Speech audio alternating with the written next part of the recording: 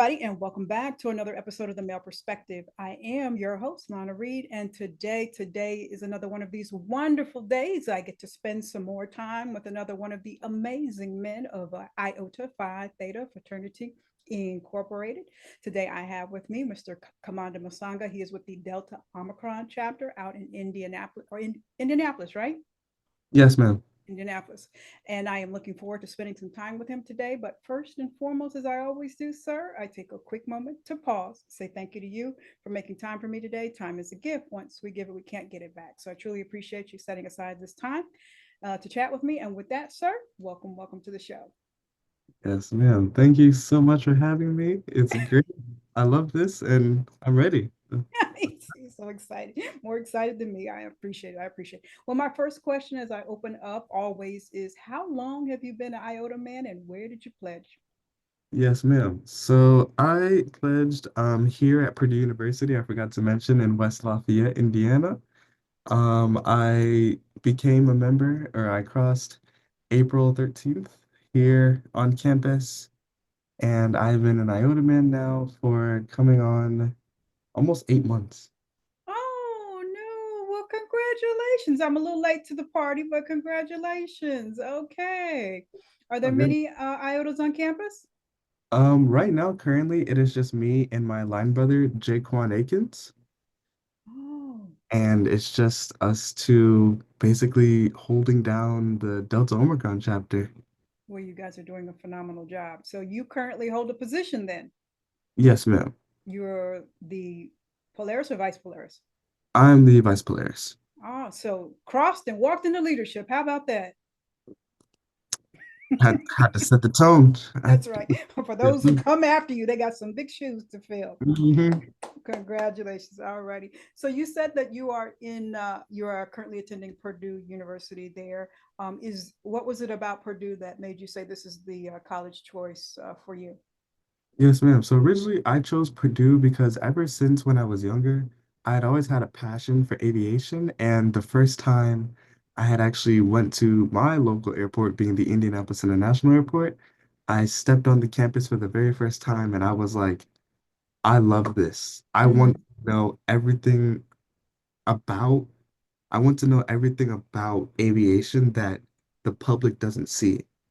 Like, I want to learn what is all the logistics that goes on. How can us as passengers get from the moment we enter the airport to our gate so efficiently? How does TSA work?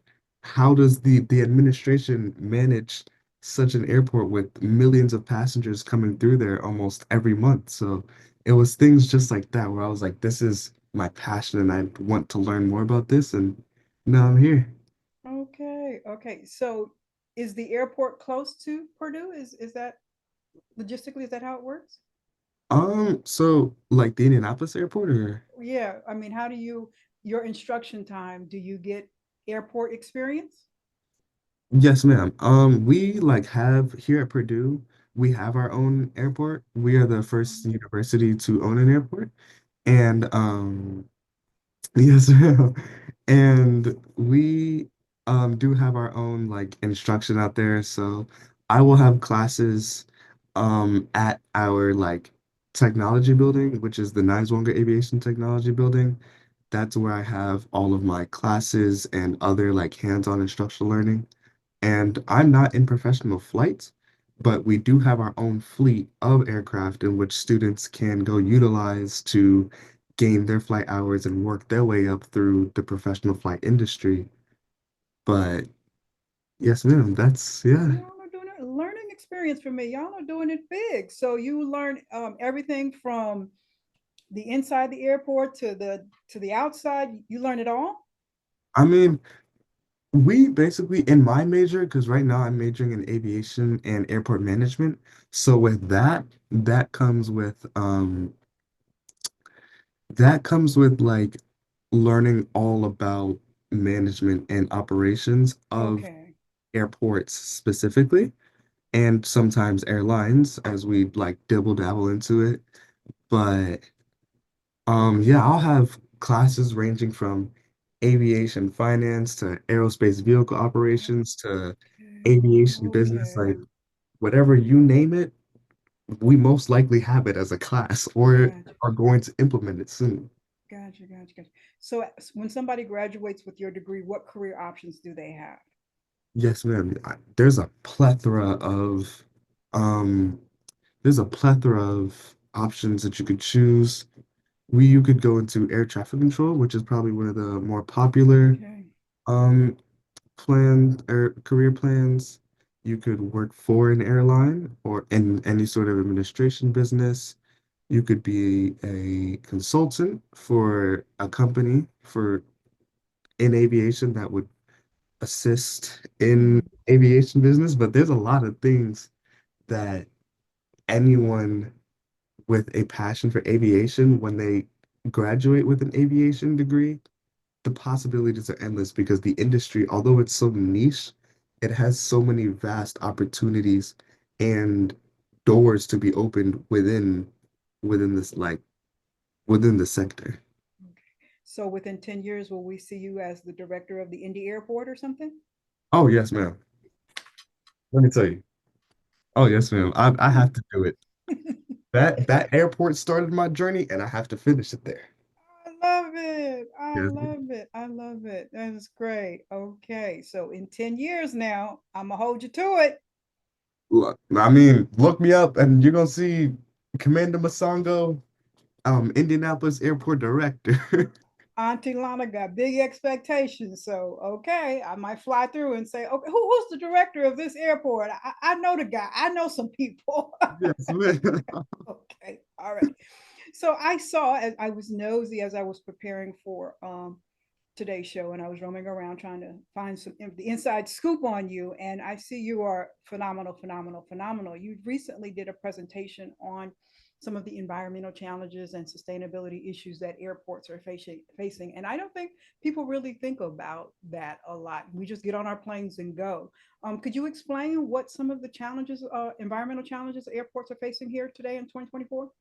Yes, ma'am. So airports currently right now are facing tremendous environmentalism and sustainability challenges amongst not only their own airports, but also affecting the entire aviation industry as well.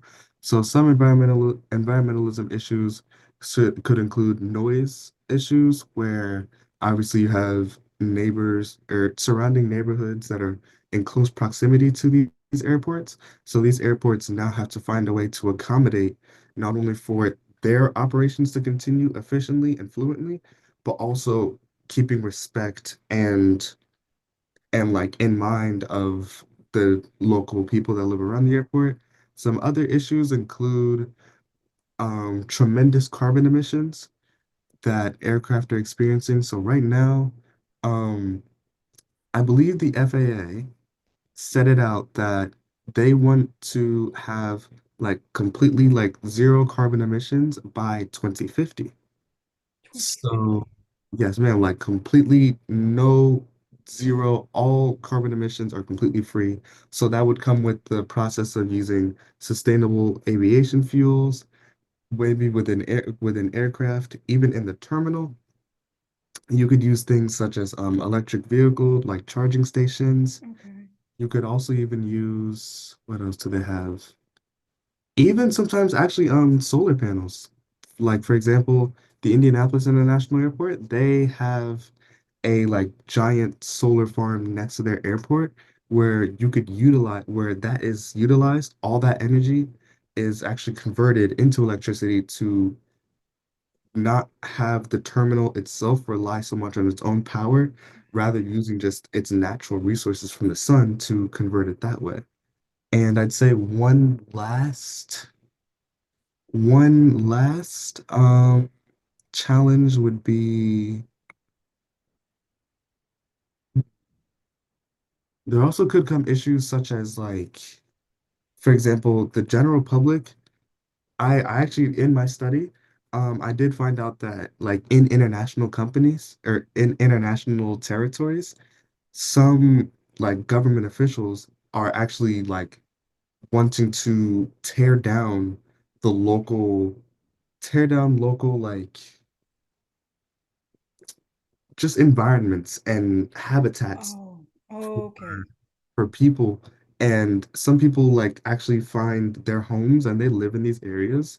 So when they find out that that their own like government officials are trying to tear it down, now they're all confused, obviously angry, Yeah. hurt because this is what they've lived in and this is what they want for so long.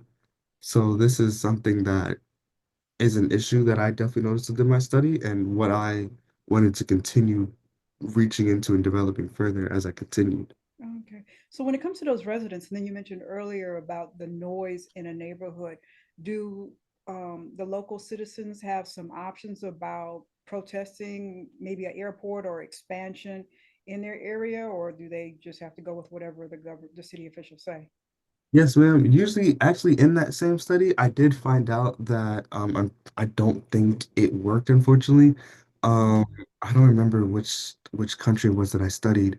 But they actually they did protest.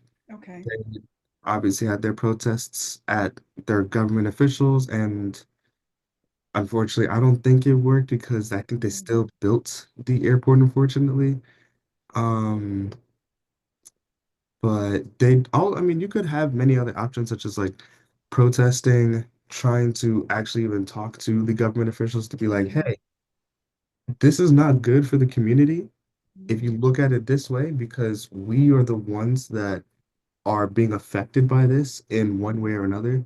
And we want you to consider or even reevaluate how you're going to conduct this project such that not only we can be accommodated, but you guys can improve your operations and your efficiency as well. okay, okay. So let's say you step into your director of the Indy Airport. What are some sustainable initiatives that you would like to impart there? Ooh. Some sustainable, Options? What would you like to see happening at the Indy Airport? what I'd like to say is definitely, goodness, thing is, Indy Airport is so nice that I can't think of so much.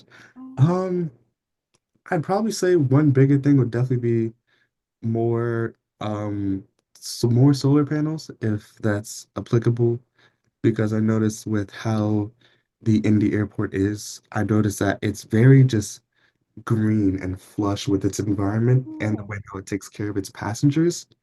So probably more solar panels because knowing that these passengers will be able to walk into a terminal and a space where they feel comfortable, they feel welcomed, and they know that whatever they're doing in terms of their resources is being put towards a good use. Hmm. I would say another sustainability initiative that I'd like is, ooh, what would I like? Um, Maybe like actually courses to encourage, like little seminars to encourage the public. So such as like, hey, That's nice. Okay. like if you have the time, come to the Indy airport and we're gonna teach you all about what we are doing as an airport to reduce any sort of environmentalism and sustainability impact so that you as a passenger can really view and analyze just how big your impact is, not only within the terminal itself, but the entire airport campus. I like that. What you okay, we're gonna move that. We're gonna push that up. You're gonna be director in 5 years, not 10 years. In 5 years, I'm expecting big things from you, okay? Yes, yeah, I got you. Okay. Yeah. And it sounds like I think India is probably one of the few airports I have never been in, but I know in Los Angeles, we have environmentally protected areas right around it.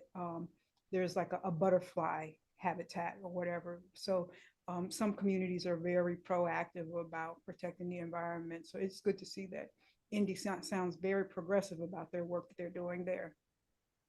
Yes, ma'am. I mean, I'm very excited to see what they continue doing. That airport is probably one of my idol airports, not only just because it started my aviation field, but just to see what they would continue to do, Mhm. being so highly ranked and so highly viewed amongst other aviation officials and other airports in the surrounding areas. Okay, let's see. Okay, so India is setting the standard. Now, I heard you mention earlier fuel. And I recall an article a few years back about uh, changing the way biofuel with aircraft. Is that more expensive to do, or is it? Um, Will my plane ticket go up? That's what I'm wondering. would your plan to listen? I need to know, because money gets funny a little time. Will my plane ticket prices? I mean, I don't think it would necessarily go up. You would be having so much better of your own, like, you'd be having so much better of like your own carbon impact in the sense that, like, if you actually go on like Google right now and you look at flights, sometimes the flights will actually tell you how much in carbon emissions you're saving just by actually getting one ticket, which I found interesting. I'm still trying to learn about that more. Um, is it expensive? I don't think it would necessarily affect. It would actually, I feel as if be cheaper. It would be so much Hmm. more of a tedious process. So like the research and development would be very long. But I also feel as if what do you call it? The actual like once it's like implemented and once the sustainable aviation fuels are like built into fruition of these aircraft, that I honestly think for these airlines in itself that it should honestly be pretty revenue friendly, not only Okay. for the airlines themselves, but us as consumers to them as well. Okay. So win-win for everybody. All righty. So do you Yeah. have to do an internship after you finish your work, or before you get out, before you Um, graduate? yes, ma'am. Currently, right now, I did complete my internship at Culver Academies. They are a military academy up in Culver, Indiana, in which I served as like the liaison between the our aviation unit and the aviation office. I'm still planning to do more internships though. I think just recently I tried applying to the Indianapolis airport for an internship, and I also am trying to apply to other airports, possibly on the West Coast, specifically Seattle, and even trying to intern at airlines, since airports and airlines are pretty much like what make aviation, and that's what I'm really excited to do. Oh, I love it. I love it. And to see the enthusiasm on your face as well. So I'm a military brat, so I've lived overseas for quite a few times, and I know that some international airports are way more advanced than what's going on in the United States. Are there any international airports that you have heard of that are really, really in the forefront when it comes to the sustainability thing that we should Mm, be modeling? that we should be modeling. Uh, I would Maybe. say the what airport? I would definitely say, oh, actually, oh my goodness. Oh, I should know about this. I think Singapore, their airport, like in terms of like environmentalism and sustainability, I do not know much about it. Mhm. But what I have seen is that it is possibly one of the most beautiful airports that I've seen. I have not been there. I wish I could be there, but I've learned about In it time, in time. in due time. Yes, ma'am. And some other thing, I'd say a really big airport that we could model is actually I just flew through there when I came back from my study abroad, and we flew to Amsterdam. Oh yeah, Yes, been ma'am. through there. Yeah, okay. And Amsterdam was definitely an airport where I was like, I feel as if we could definitely take notes. Hmm. Like, we could take notes on this because I really like what Hmm. they're doing. Yeah, yeah. I just don't think people really realize the waste that we're doing.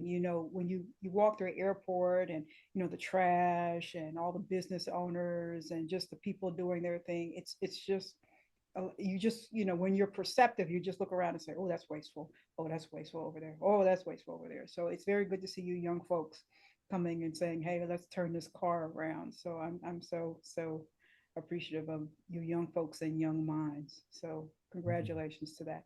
And I'm seriously, this is auntie seriousness. I will be expecting 5, 10 years. I got you. Okay. 5, 10 years, I got you. Okay. Now Yeah. let me switch back here to campus life. Let me switch back to campus life because Auntie was nosy on the Instagram, okay, and she was looking at you gentlemen have some fun in between your classes. So Auntie got questions, okay. Yes, ma'am. What was this pi and iota thing here? What was that about? Ooh, yes, ma'am. So our Pi and Iota, that was an event where it was during our week of events where we wanted to raise money for our chapter, and those proceeds would be going to the St. Jude's Children's Foundation. And it was a very fun event where the Purdue community, they'd be able to come out to the Black Cultural Center here at Purdue, and they would just be able to obviously pay X amount of money. It was a very small amount where they could just fill up a plate of what is it? What do we have? Whipped cream. And the public went crazy because I don't understand. I got rocked multiple times. My brother Jake, he got rocked multiple times. It was a fun event. We had a great time, and we know that what we had done was for a great cause, and we enjoyed helping, not only like enjoying each other's company with the rest of Purdue, but knowing that our proceeds were going to a greater cause for the St. Jude Children's Foundation. Yeah, I saw that. I said, "Oh, these people are lined up." I said, "Somebody was anxious for that." A lot of people had a lot of beef to settle that day. I was like, why they mad at the Iotas? What I said, they was just ready, but it's all in fun. It's all in fun. So that's it. And I also saw you gentlemen were hanging out with the Zetas and doing some community service work at the YMCA. What was that event about?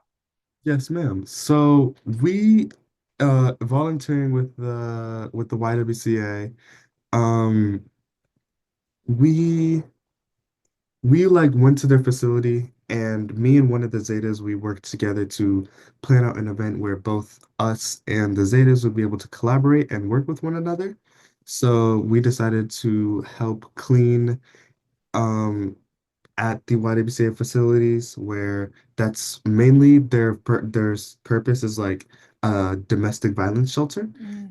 And what we did was go into the various homes that they had and helping organize the clothes that they had, sometimes cleaning the dishes, even just doing general maintenance work that general maintenance work around the facility that they did not have the resources or manpower. We wanted to be the ones to set that example and be like, hey, we're here to help in any way that we can. And it'd be a beautiful cause towards greatness, not only amongst us and the Zetas, but as a broader collective to give back to the community. I like that. I like that community service. So you two gentlemen, you have your eye on bringing in some younger generation Iotas up under you because you have another year. What are you in your senior year, junior year? Oh, I'm in my senior year. Yes, ma'am. Oh, so we have to get another line going on there at Purdue, right? All I'll say is watch our Instagram. You Yeah, never. okay. I'll keep my eye open. I'll keep my eye open. Yes, ma'am. Okay, okay. So you were referred to me from some gentlemen older than you, the Alpha Omega chapter. So they're kind of like your big brothers. Do they always constantly bother you and hover around you and make sure you're staying on task? Lord have mercy. Let me tell you something. Every day, every day when we're on campus, whether we're doing something I mean, it's always in good love, and it's good light. I mean, goodness gracious. Like every single time we try to do a task, I know they're with us. Yes, They're already texting us before the event has even happened because they beautiful. want to make sure it happens. There But you go. it's There all you love go. to them. It's all love. Big brothers, and that's what it's all about, the brotherhood. Well, I want to ask you one final question before I ask you my random question. Um, I'm so proud of you, first and foremost. Auntie is so proud of you. You're doing your coursework, you're a leader in your fraternity, you're, having the college life. you've managed to balance it all.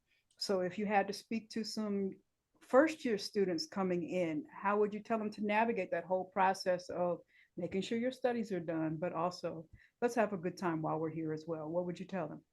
Yes, ma'am. I would say as my message to the future, like incoming students, I would definitely say that college is definitely a very fun and enjoying experience, and that every person's story in college is unique and tailored to their own. That also does come with whatever experiences, whatever opportunities you have. You also know that you have to work through it to get to it. So some instances would be like if you know that there's a party going on if you know that there's a party going on in the afternoon or in the evening, you know that okay, if I want to get to this and I want to get to my end goal, what is it that I have to get to now so that I don't have to worry or focus on what it is that I have to like fix. What Mm-hmm. is like what I don't want to focus on anything during this party. So what is it that I have to get done now? So college is very fun and it's very enjoyable for any student who comes here at Purdue. Just make sure that to get to the fun, you have to put in the work. But Beautiful. eventually, hard work, I'm so serious when I say this. Hard work pays off 100%. All righty. What's been your most difficult, challenging class since you've been there? Most difficult task. Class? Oh, class or task? Class. My most difficult class? Definitely physics. Really? I'm I'm gonna be honest with you. When you hear a school like Purdue University and you think of engineering and you know physics is involved, all I'm gonna say is by God's grace. Got you through, right? By God's grace, we go through it together. It was like, yo, I passed. I said, Lord Jesus, help me. I prayed about it. We got through it. That's all that matters. That's all right. That's Yes, beautiful. That's ma'am. beautiful. All righty. Well, I appreciate that honesty there. Let me ask you my random question, and then I'm going to ask you to tell us how the Instagram account for Delta Omicron, so we can keep an eye on you because you guys say you got some new folks might be coming in soon that we could see. Presentation is on the yard. Oh, Where do is you would you guys have presentation on the yard there or at an auditorium or someplace oh yeah. else? I'm just We being nosy.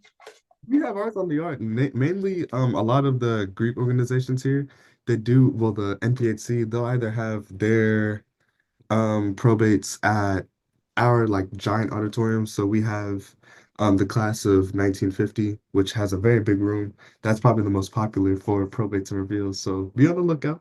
Okay, all right, all right. I'll be nosy and keep watching. So let's see what we got here. What's one thing you always procrastinate on? Ooh. Um, I will be honest, my homework. Cause listen, like I know I just went through that whole spiel No, about all right? this, but I must still tell you, listen, sometimes it's hard. I'm gonna be honest. There are moments where I'm like, I could really go out and get food. I can go and hang with my friends. I can watch a show on Netflix or something, Mm-hmm. but I still have to keep the The, mentality of like, let's go. yeah. That's just So, part of the thing. okay, doing your homework, but we get it done. You're on campus? Yes, Or, ma'am. oh, okay. All righty. Well, I'll cut you some slack. I'll cut you some slack. So, all righty, dear. Well, tell us how we keep an eye on your chapter because we've got some wonderful things we might be seeing soon. So we can't have a date or anything, but we'll keep our eye on it. So, what's the Instagram account? Yes, ma'am. I would say definitely reach out to us. You can follow us at Purdue_Iotas. That is all lowercase. And again, that is just Purdue_Iotas. You could also reach out. We do have a website. I believe if you also just look up Purdue Iotas just on Google, you should be able to scroll through that. We have a Facebook page, Instagram, and our website is still under development, Okay. but things are working that way. So big, big changes and many things to look forward to. So I'm very excited. Awesome. Now you said Purdue Iotas. This is years of Iotas, right? Not Yes, ma'am. yeah, there's because I think I saw a picture and I was like, oh, that's a lot of brothers there. So okay. Oh, Mhm. so this is over the years. Okay. Awesome, awesome. Well, sir, Auntie's so proud. She's so proud of you. And like I said, I expect big things. I'm speaking life into you, and I want to see big things from you. And you keep on being the example for others to follow behind, because we need more young people like you. And much success to you. And I wish you nothing but the best. Yes, ma'am. Thank you so much for having me again. This is a great opportunity. I loved being able to sit down and talk with you, and I enjoyed this very much. So thank you. It was very nice. Thank you. That is all for this week's episode of The Male Perspective. I'm your host, Lana Reid, and I will see everybody next time.